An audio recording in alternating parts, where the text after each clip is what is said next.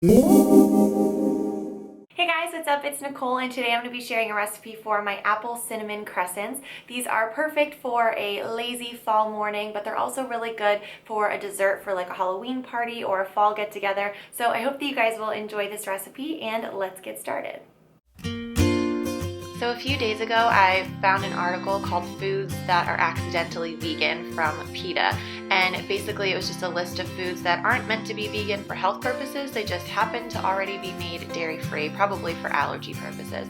So crescents were on there, and as soon as I saw that, I knew I wanted to make some kind of sweet fall-inspired dessert. So to do this today, we're going to use one apple, just peel it and slice it, and then a half a cup of whatever nuts you like. I love pecans, especially in the fall time, but whatever kind of nut you have will work. And then you're just going to open your can of crescent rolls and lay them out on a baking sheet. You can use a non-stick baking sheet or just use some parchment paper, but something to help it not stick will make your life a lot easier later on.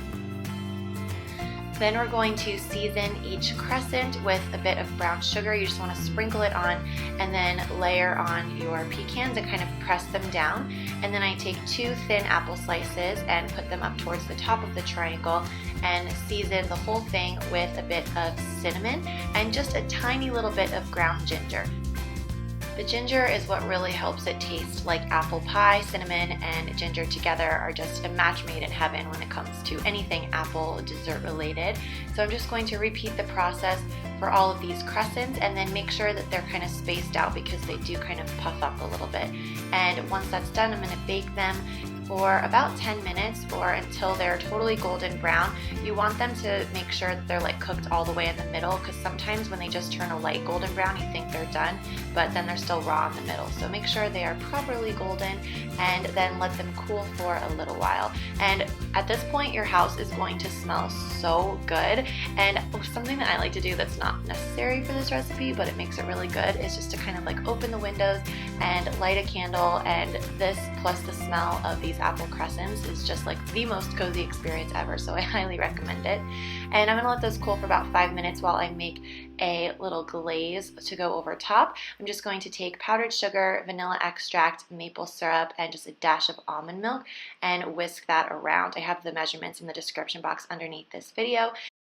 If you wanted a thicker frosting, you would just do less milk and more sugar until it's nice and thick, and then you can just spread it over each crescent. But I like having a glaze you can just kind of drizzle on top, mostly because it's fun to drizzle, but also just because it provides just a little bit extra sweetness, and that maple flavor really goes so well with the cinnamon and the apples.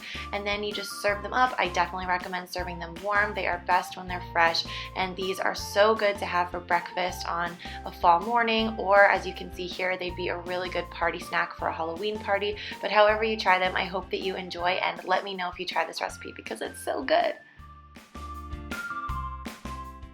Alright guys, that is it for this recipe. I hope that you enjoyed. As always, I would love to know if you try this recipe and see your recreation, so make sure you snap a picture and tag me on social media. It is at MissVranHalen everywhere, so find me, tag me, and I will see you guys soon.